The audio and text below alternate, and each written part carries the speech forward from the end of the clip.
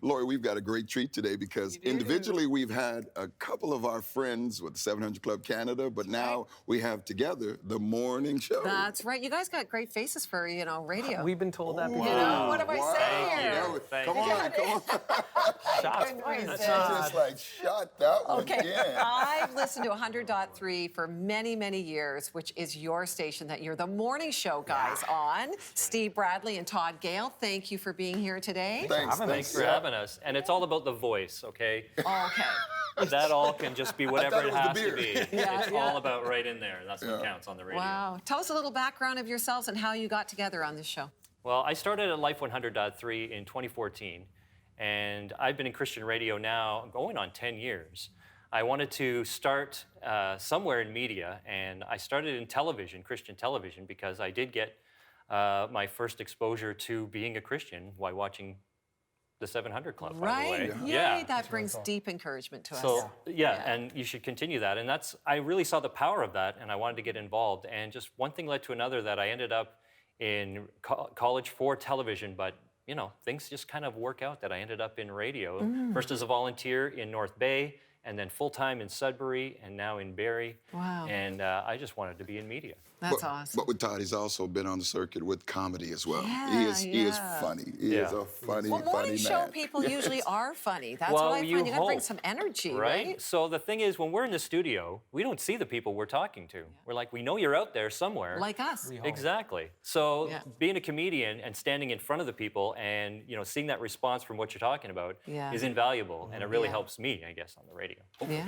But Steve, on the other hand, coming out of ministry and being a pastor for 11 years. Yes. 11 years, and I have zero qualifications to be in media whatsoever. So I did a concert with Scott Jackson, as we were sharing earlier, and just got connected. Scott's a manager at Life 100.3, and we just bonded. We had a friendship, and when the morning person resigned at Life 100.3, Todd's old partner, he thought, you know what, this would be, Steve, you could work.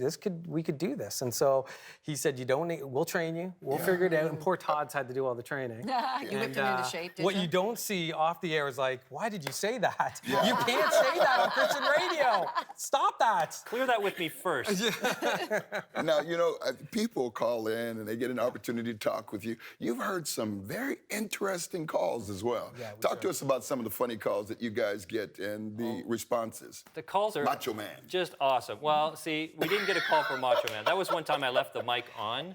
And Steve is a big wrestling fan, and I was imitating Macho Man He can Randy do really Savage. good impressions. So I was saying things like, oh, yeah, and I was really giving it, and we were watching him on YouTube, and I was really in the zone, but then we looked down, and to our horror, these two little lights are on, where the mics are still on. And you're still employed. And we're waiting for a text to show up saying, you know what, polish up your resume. Macho Man. Oh, yeah. But you got to have energy in the mornings, right? What time do you wake up to go on this morning show there? Well, I'm up at 4 a.m. My alarm goes off at 3:45. I got to try and look a little bit more prettier you're than a little him. more primped. You're a little more primped, But that's, Brian. I don't think I want to do the morning show, if you know what I mean. Me and you both. Oh, yeah. But what people don't understand is, as much as you guys have a lot of fun, there's a serious side to this, too. Absolutely. Because, Steve, you are spending a lot of time in churches and also places and talking to them about a great opportunity to partner with Bibles and everything else. Yeah, absolutely. So Todd, you basically do the morning show, kind of leading that. I sort of produce it, so that's my aspect of it. Yeah, and then so I work more in ministry relations. So I'm a co-host on the morning show, and ministry relations is connecting the station with the church, selling the vision, showing people what we're doing, because behind the scenes, we're going out to 320 events a year. We do 44 speaking engagements in churches where we go, we share the vision of the station, and then we're preaching the word. And so we do all that traveling. So I do all that setting up, and we want people to know that we are giving away 3,000 Bibles a year. And so that is, we give them away for free. We're not only at Christian events, but we're at community events. Anywhere we can put Life 100.3 so people can hear and see the message of Jesus, we want to be there. So you'll see billboards, you'll see bus ads with Life 100.3 on it, because we're hoping that when somebody's driving down the road and they're having a tough day, they switch to Life 100.3 and they're going to hear the hope and message of Jesus. And we do know that as much as people love watching us on television and we love our viewers, but they everyone has a radio in their car, everywhere else. I mean, and they can literally access you guys. So you really have a large reach and an opportunity to touch people at some vulnerable times as well. That's right. We have a website, lifeonline.fm, and we've just started this thing called a prayer wall. So if you don't have time to call somebody or pray, you can click, and you can post a prayer request there. That's and we great. get people that go on there. And when you pray for somebody on the prayer wall with their request, you can click, I prayed for this. And they can see those numbers So climb. good. So there's that aspect. We want to be able to help people no matter, you're going to do a lap today. So we're right there at the starting line to cheer you on. And, it's such a privilege to be able to be playing Christian music, to talk about Jesus on the airwaves in Canada. It's such a blessing. It's such a privilege that we have this. Well, we're with you in that privilege, and we don't take it lightly, because God, everybody needs to hear that. As I was talking to you, Steve, you grew up not knowing who Jesus really was, other than a swear word. Yep. And across our nation, there's so many people that don't know who Jesus really is.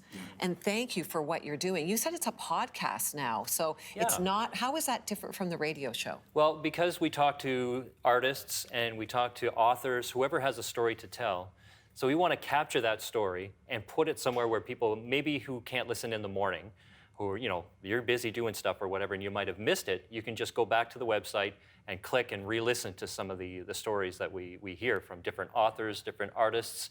The people that make the music that we play have amazing stories, and we want to capture those and put them on. And so you can go to our website and listen to those. And beyond that, you guys have had some touching moments as well. I mean, we were talking about that a little bit. Tell us about that. We had one lady that I remember, she would call, I don't know if I can name her, I'll just say she was a lady, and she would call us and in the morning, and she would say, guys, could you pray for me? And that's just about the level of her voice. And you could just feel the weight and the stress of she was going through some very hard things that she explained to us.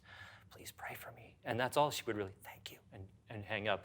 But as she would call us, intermittently, her voice would get stronger and stronger. And now when she calls us, it's like, hi, boys. And we can see God's really moving. And there are still some struggles, but, together we're getting through this, and it's a time where we are on the air, and some people call and say, you know what, I don't know what I'd do if I couldn't turn on Christian radio, couldn't hear a song about Jesus, because they're all about pointing you to God. And it's just such an invaluable thing. And that's just one person. There are thousands others that do hear and maybe will never call, but will have that same story. That's true. And our ministry is not just the front side of what you see on TV. It's this 24/7 prayer center. So we're with you in that. That's where the power changes people's lives, right? What have you seen, Steve?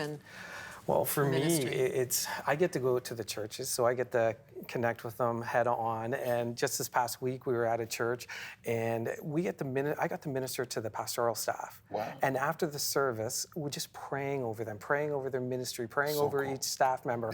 And those are some little things that people wouldn't know we're doing that behind the scenes. But that is so necessary. And it's incredible for me to be able to partner with the pastors, and they see the value of bringing us in, and then being able to minister to them. And with them, and that the fact that they allow us into their pulpit, they trust us with their pulpit, and that is a huge opportunity for us, and just to be able to work with the pastors. Well, we value what you're doing, because we realize in Canada right now, we don't take for granted the opportunity to proclaim the good news without being censored. And it may not be the same privilege for our children and our children's children if we don't go out and do that now. And if we don't have the support coming back. We have some of the greatest of not only partners, but just people that stand with us in this. And so what we want to do is continue to pray with you, but thank you for the work that you're doing at Life 100.3. .3. Don't mess that up. I knew I was going to mess that up. I knew it was coming. We forgive you. So good, guys. Keep going. And now this is how God used perfect strangers to answer JD's prayers.